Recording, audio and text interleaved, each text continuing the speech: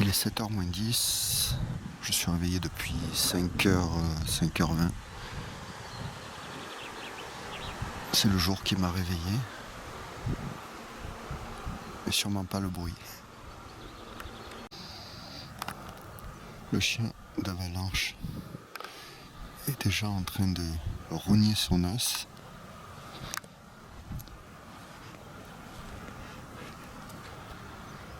Il me regarde comme si j'allais lui piquer. Je n'avais pas remarqué hier, mais il y a une petite culture d'Edelweiss. Le petit déjeuner est servi entre 7h30 et 8h. J'ai sorti mon bouquin, j'ai déjà lu un petit peu dans la chambrée. Je vais me mettre dans un coin tranquille, continuer mes lectures.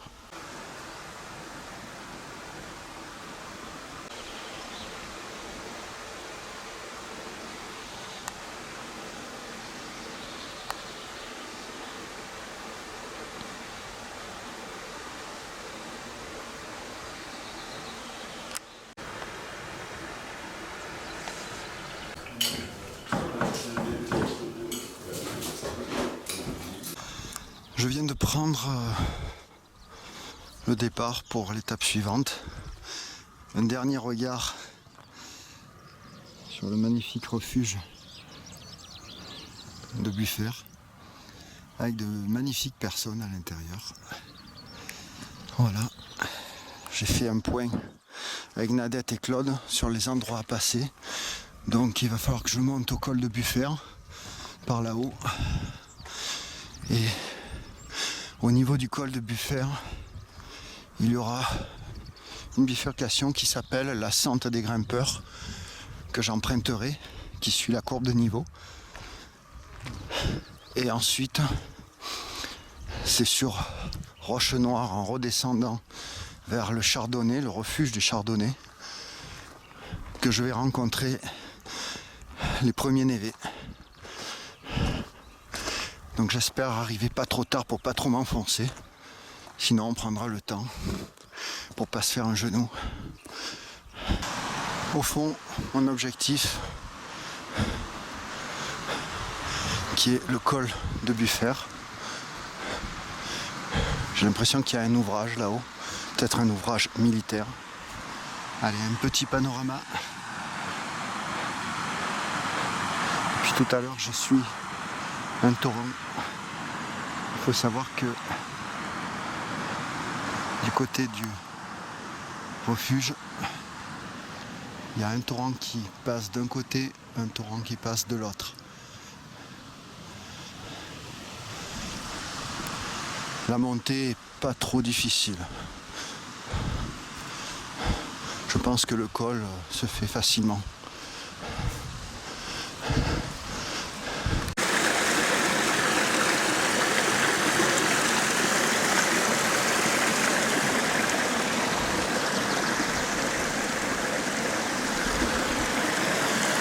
On va passer en essayant de ne pas se casser la figure.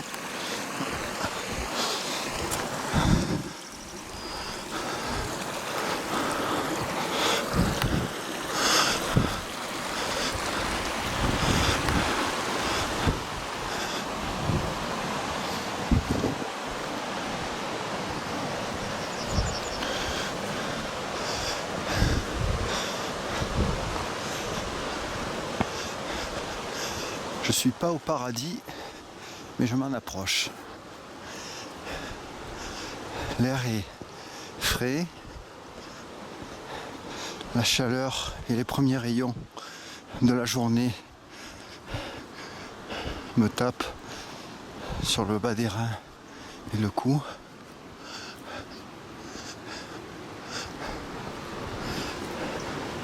Seul le bruit des torrents et des oiseaux autour de moi.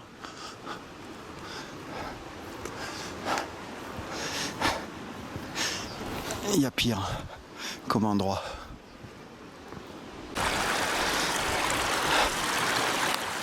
J'arrive sur un petit cours d'eau où je viens de mettre allègrement le pied dans un trou. Heureusement que j'ai des chaussures en Gore-Tex. Alors c'est pour vous montrer cette plante. Si je ne me trompe pas, c'est un calta ou une calta. C'est de la famille des renoncules. C'est une plante magnifique, d'un beau jaune orangé presque.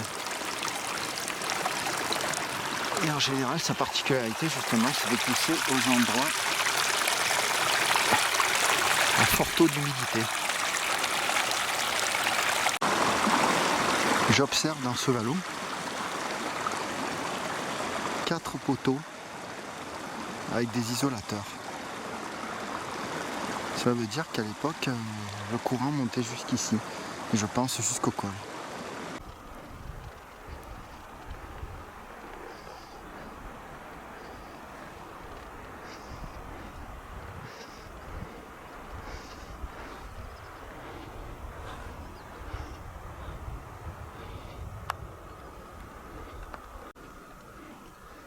On aperçoit quelques ouvrages.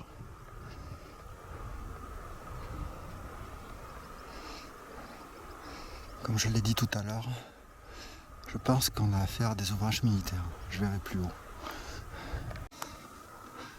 Comme nous avons pu voir hier, à nouveau je trouve des pensées, mais à plus de 2000 mètres d'altitude. Et cette fois, au lieu d'être complètement mauve-violette, on voit vraiment le cœur jaune, la bicolorimétrie, je sais pas, jaune et violet.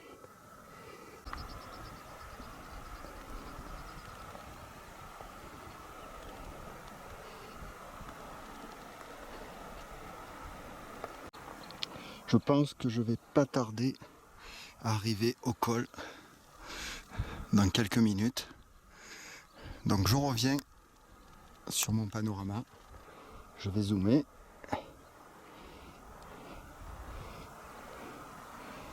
Et là, on voit vraiment qu'on a affaire à un ouvrage militaire. Voilà, avec une sorte de glacis et d'autres ouvrages un petit peu en dessous, qu'on voyait d'en bas. Je suis devant une stèle renversée, coulée dans le béton, pas sculptée. Je vais essayer de m'approcher. J'ai du mal à percevoir, on dirait on dirait une sorte de bouclier, non, de plastron, avec la ceinture en bas, les bretelles, et au-dessus, on a du mal à... Ça rappelle un petit peu des symboles romains. Et bien sûr, ça date pas des Romains, parce que c'est en mortier. Allez, on va un peu plus loin observer les ouvrages militaires. J'avoue que ce lieu est un peu particulier.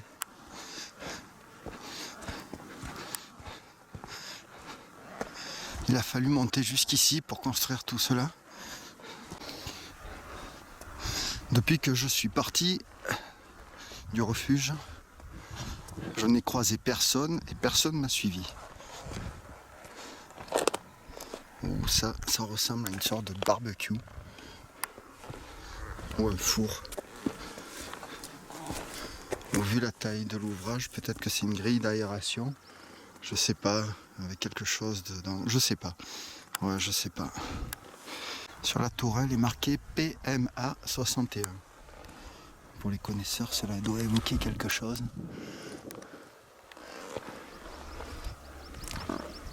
Je vais essayer de ne pas me casser la figure depuis cet endroit. En dessous, j'aperçois comme des rails.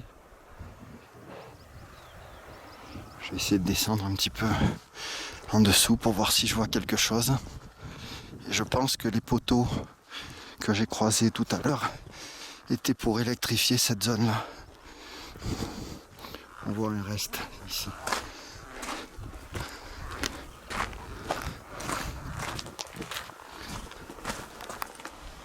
Ouais. On voit des puits à l'intérieur. Ça doit descendre plus profondément dans la montagne. Et ça doit ressortir dessous, face à la vallée, pour couvrir les différents ennemis qui pouvaient arriver d'en dessous. Là on voit des anciennes poutres, comme des rails qui donnaient sur le vide.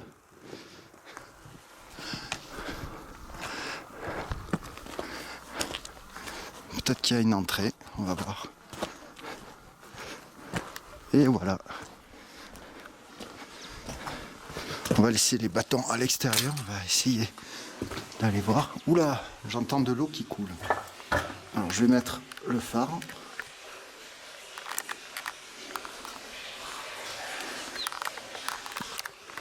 Allez, on va jeter l'œil. On va essayer de ne pas tomber dans un trou. Voilà la tourelle.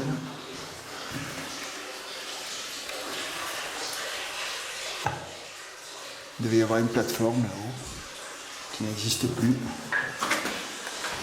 Et là, un escalier. Je vais essayer de descendre.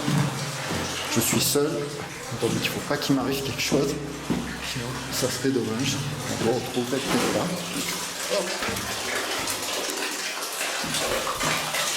Ah, c'est l'arrivée des WC. Je crois que c'est une des sources qui coule pour les anciennes latrines. Je regarde le indiqué. Là, une salle. Et là, on descend encore. Alors, je ne sais pas si c'est prudent tout seul de descendre. Je crois que je vais en rester là. J'aurais été avec quelqu'un. On pouvait tenter l'expérience. Allez, je reviens. Et c'est bien ça. Ça s'enfonce profondément dans la montagne.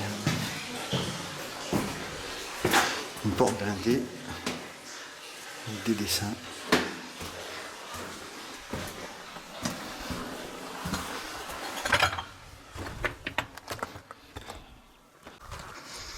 Il est clair qu'il y avait une route qui montait jusqu'au col, mais pas par le côté Buffert, et qui menait jusqu'à l'ouvrage militaire.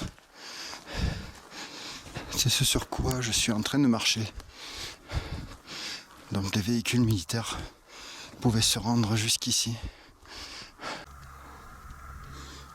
Donc là, je suis au col de la Buffert, 2427 mètres. Voilà, d'un côté, j'ai la direction du refuge de Buffert, d'où j'arrive. Et de l'autre côté, le vallon de la Moulette. Et à ma grande surprise, il y a un Renault Trafic qui est monté jusqu'ici, donc un chemin sûrement carrossable, parce que pas très loin, il y a des zones de grimpe. Et d'ailleurs, le sentier que je vais emprunter s'appelle la Sente des Grimpeurs. Allez, on regarde un petit peu les panneaux. Je vais faire Névache, Bergerie Saint-Joseph, Briançon, 3h45. Nous, on n'ira pas à Briançon. Là, on est toujours sur le GR.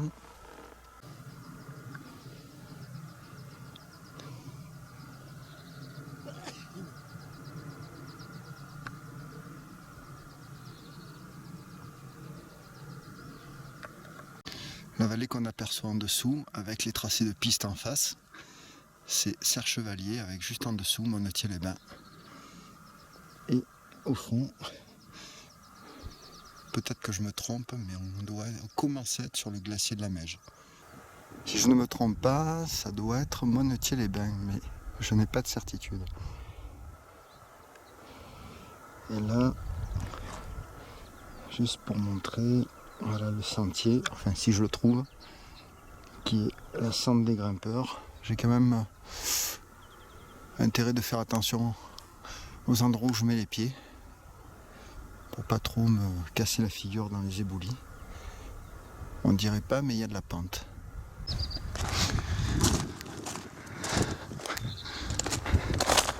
Le sentier est praticable. Il faut juste bien regarder là où on pose les pieds pour éviter de partir là-dedans. Parce que pour s'arrêter, ça devient compliqué. Il y a quelques petits passages un peu rigolos, sympathiques, très aériens, mais ça reste très très beau comme sentier. C'était au final un bon conseil. Je pense que je me suis complètement planté tout à l'heure. C'est pas le glacier de la Meije. Le glacier de la Meije est derrière, là-bas. Voilà, on ne le voit pas. Par contre, je pense que c'est vraiment le début du massif des Écrins. Et pareil pour le village. Donc tout à l'heure, j'ai regardé là. Je pense qu'on était sur peut-être Serre-Chevalier. Voilà, j'ai du mal à me repérer. Et là, on a un autre village. Et je pense que c'est ce village, Monetier-les-Bains. Voilà. Sauf si j'avance encore et que je vois que je me suis encore planté. Allez, on continue le sentier. En tout cas, la vue est au rendez-vous. Le panorama est splendide.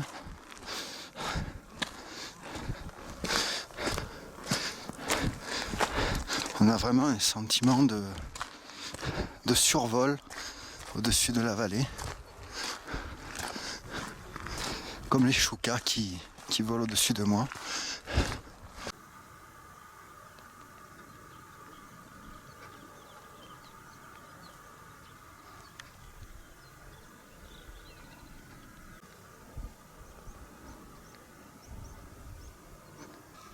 Depuis le col de Buffère, donc j'ai bien pris la sente des grimpeurs, puisqu'on voit là 3 km 1 au col de Buffère, 45 minutes. Et c'est les premiers panneaux que je recroise depuis le col de Buffère.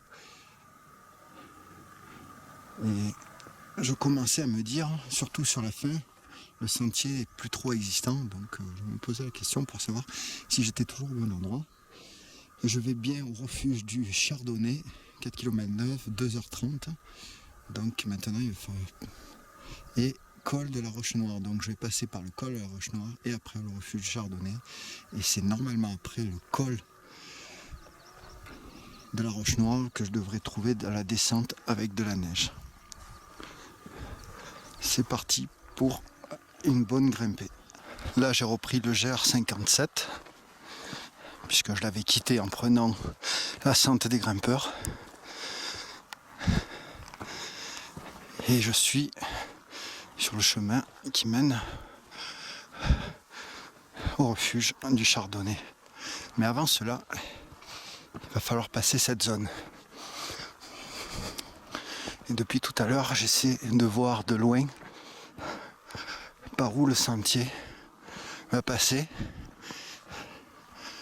J'avoue que pour l'instant, c'est un peu l'inconnu. Je ne sais pas ce qui m'attend.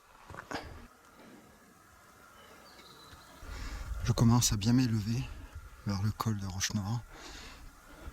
Pas très loin de moi, il y avait un petit lac d'altitude. Je ne connais pas encore son nom. Le sentier semble monter au milieu de ces roches. Je pense que le paysage va être très minéral. Voilà, le chemin accompli. J'admets que les derniers mètres sont raides. Depuis ce matin, à part le trafic au col de Buffère, j'ai croisé personne. Je marche tout seul. Et là je me retourne, on voit la neige et je pense que je ne vais pas tarder à arriver au col. En tout cas, j'en suis pas loin. Je dois faire attention parce que je commence à être un petit peu fatigué. Il faut vraiment que je pèse chacun de mes pas. Je fais mes derniers mètres, enfin j'espère, à monter au milieu des rochers en fin de grimpe. Pique un petit peu. Allez, on va passer de l'autre côté et je vais me retrouver dans la neige. Donc là je suis vraiment sur le col, ici, voilà. D'un côté je laisse la vallée de Serre-Chevalier, Chantemerle, Monnetier-les-Bains. Je guette quand même un petit peu le temps parce qu'il commence à se couvrir. Il est midi pile. Je suis parti à 8h10 ce matin. Voilà, et maintenant il va falloir descendre cette petite partie.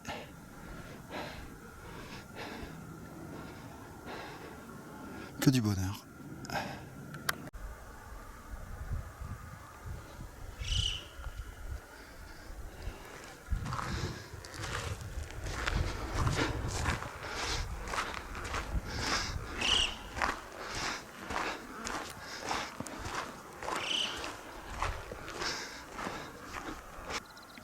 Col de la Roche Noire, 2650 mètres. Vers la gauche, col du Chardonnay, fond couverte. Forcément, à droite, de là où j'arrive, vallon de la Moulette. J'ai commencé la descente et bien sûr, je suis maintenant dans la partie enneigée. J'ai les pieds au frais. La neige se tient, pour l'instant ça va. J'ai attaqué cette descente, donc tout dans la neige, parce que je pense que le sentier passe au fond là-bas, mais ça me rallonge dans la neige, donc je vais essayer de tirer tout droit dans la pente, et je vais essayer d'aller sur la butte, là, de faire du saute-butte entre la neige pour essayer de m'écarter le plus possible des névés. Voilà, et après comme ça je serai un petit peu sorti d'affaire. Et je vais essayer de retrouver le GR vers le fond. Voilà, je pense qu'il passe dans le creux de la vallée là-bas. Je devrais pouvoir le trouver au fond. Donc, comme je l'avais prévu, j'ai réussi à atteindre la butte de terre. Mais en cours de parcours, pourtant j'ai évité les bords de rochers qui sont synonymes de trous cachés, de pièges. Mais j'ai réussi à planter les deux jambes et le genou et jusqu'à la taille dans un trou. Donc voilà, il y avait quand même pas mal d'épaisseur de neige. Allez, maintenant on va essayer de faire de l'évitement de névé. Ça y est, je pense avoir quitté les grosses parties de névé. Et là, j'ai tracé un petit peu dans les alpages, parce qu'avec cette neige, on perd la trace du GR. Et a priori, le GR est de l'autre côté de ce petit torrent. Donc, j'arrive de là-haut et le GR passe en face. En face, on voit vraiment ce sentier. J'espère juste retrouver le bon balisage, voilà, pour être sûr que je ne sois pas sur un autre sentier. Mais bon, à part de me faire remonter là-haut au col, mais je vois que la descente dans cette combe. Donc je vais essayer de trouver un passage pour passer par-dessus ce torrent, puisque je suis du mauvais côté, sans me mouiller plus que de raison mes pieds qui sont déjà bien à l'intérieur, bien trempés par la neige qui est rentrée dans les chaussures. On remet ça dans quelques minutes. Me voilà rendu de l'autre côté du torrent. Donc le système D, la technique, si on peut dire qu'il y a technique, pour essayer de trouver un endroit pour passer. Je me suis mis depuis le haut à longer le torrent au plus près. Et dès que j'ai pu voir 2-3 petits rochers qui me permettaient d'enjamber sans me mettre en danger ce torrent. Alors il n'y a pas de danger, c'est juste pour pas me tremper, voilà. Je ne vais pas me noyer, je ne vais pas être emporté dans les eaux. J'avais pas envie de me tremper les pieds. Voilà. Et j'ai trouvé donc 2 rochers. Avec les bâtons, j'ai pu prendre appui. Voilà, comme on peut le voir, j'ai regagné le GR. Donc ça c'est tip top. Voilà. Et puis j'ai pu franchir ce petit torrent. Voilà. Je serais curieux de savoir combien de temps je vais mettre pour arriver au refuge maintenant. Je pense qu'il doit me rester 1h30 de descente.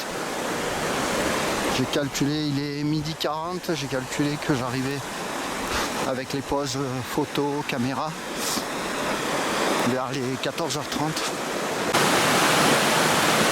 Toujours beaucoup de zones, de petits torrents à franchir. Mais bon, là ça va, ça se passe bien. Avec les deux bâtons, en prenant appui sur des bouts de pierre et en ayant des chaussures Gore-Tex, ça se passe très très bien. On voit vraiment le torrent principal là, qui donne bien, qui passe encore sous les navets. Je commence à descendre vraiment dans les alpages et je baisse en altitude parce que je commence à sentir à nouveau des belles bouffées de chaleur et comme hier, avec la montée de la chaleur, l'herbe aux marmottes qui a cette odeur de miel confituré qui est très agréable quand on marche. Je vois un chalet d'altitude, peut-être un refuge, peut-être le refuge du Chardonneret. Je vois pas pourquoi ce serait pas le refuge du Chardonneret. Je vais pas regarder sur la carte, mais ça correspondrait à la fin de cette étape. Voilà, je vais faire un zoom arrière, voilà, je ne suis pas arrivé encore. Il va me rester finalement, je vais arriver, je pense, une demi-heure, 40 minutes, en flânant et en filmant. Voilà, un petit tour d'horizon, encore une fois, ce beau torrent qui coule. C'est un peu dommage, le temps s'est un petit peu voilé. J'ai pas le ciel bleu que j'avais hier.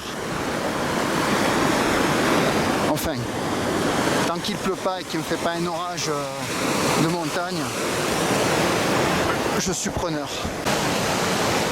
Je viens de croiser la première randonneuse depuis que je marche ce matin. Ça fait plaisir. On a discuté un moment.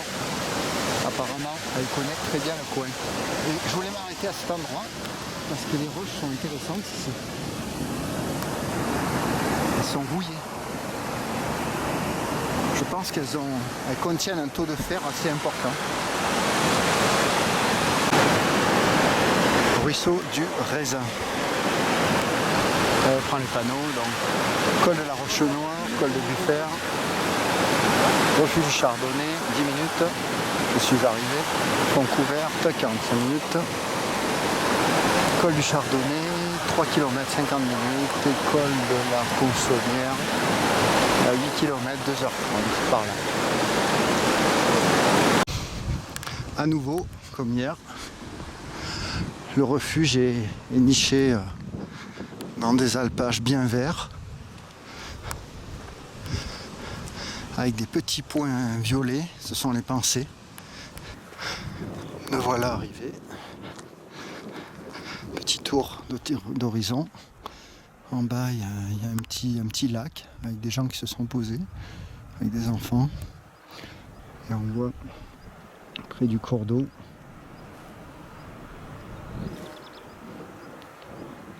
un trait jaune. Je pense que c'est à nouveau des caltas, les renoncules d'eau. J'arrive du fond de cette vallée, de cette combe.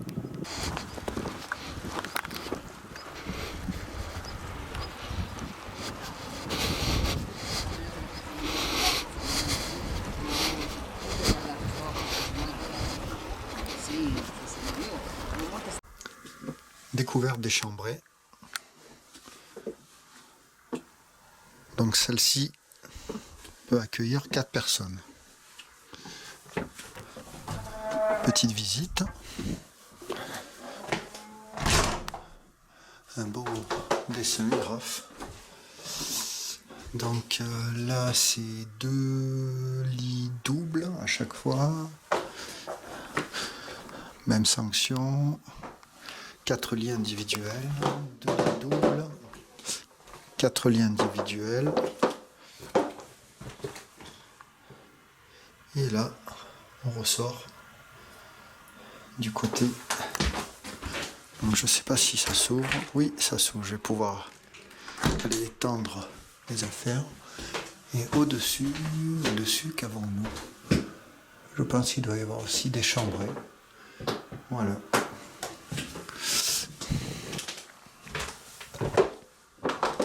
On va visiter les sanitaires.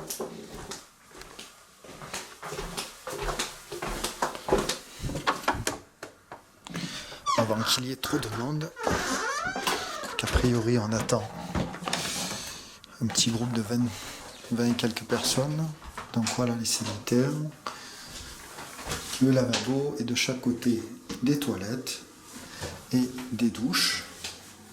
Donc une douche et quelque chose d'intéressant. Donc, ici, c'est une boîte à jetons qui permet un jeton égale 5 minutes d'eau chaude.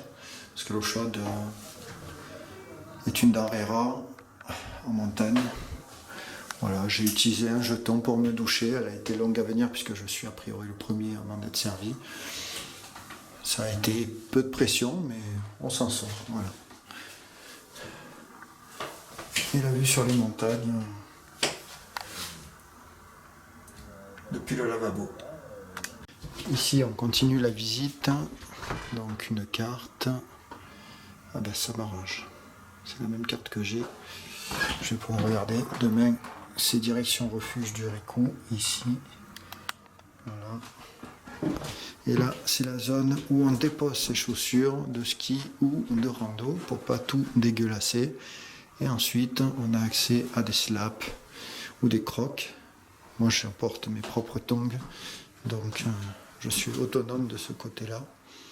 Voilà, j'ai mis mes chaussures à sécher avec les semelles sorties parce que j'ai pris beaucoup de neige qui s'est infiltrée dans le fond de la chaussure. Donc maintenant, il faut que ça sèche, sinon demain, ça ne va pas être rigolo.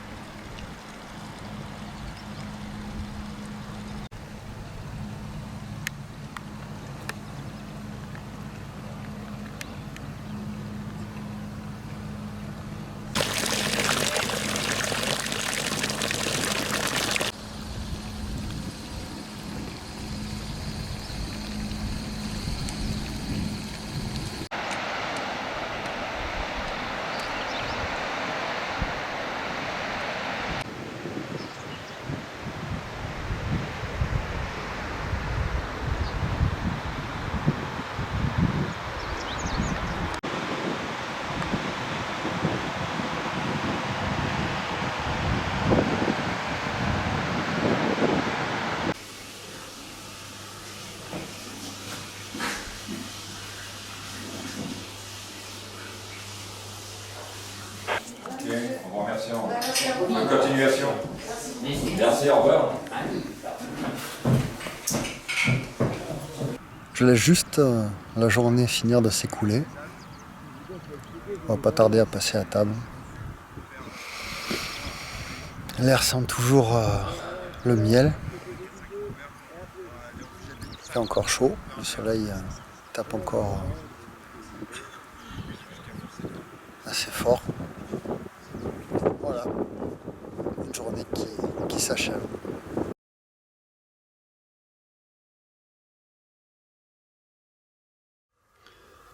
Je suis au niveau des dortoirs hauts. Ça rajoute encore une série de couchages. Sympa comme endroit.